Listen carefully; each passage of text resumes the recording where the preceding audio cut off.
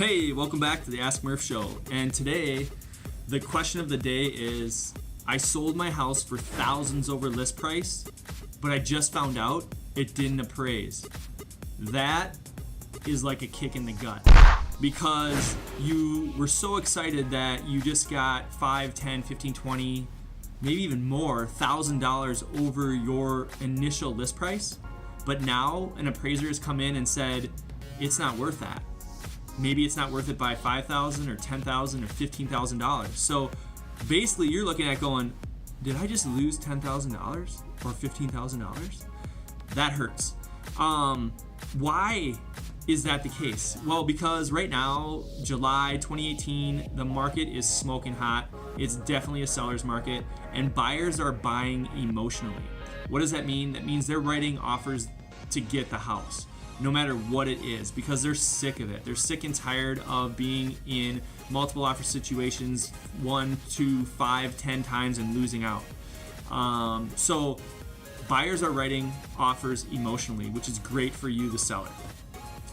The other reason why you might be getting such great prices is because not only are they writing offers emotionally way over list price, but that buyer might also need closing costs.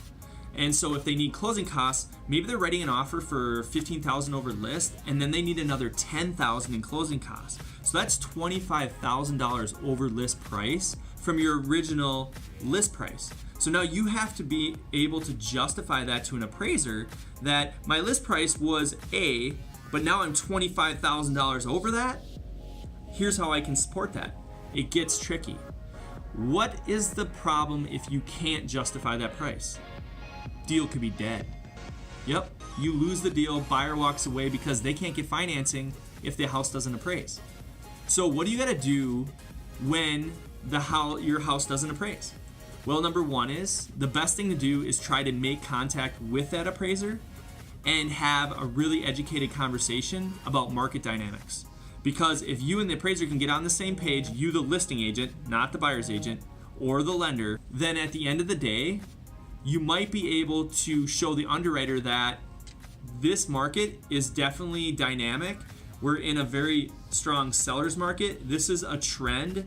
Multiple offers going over list price is a trend, and we have to be able to justify this trend because at the end of the day, a home is worth what somebody's willing to pay for it. That's the true definition of market value.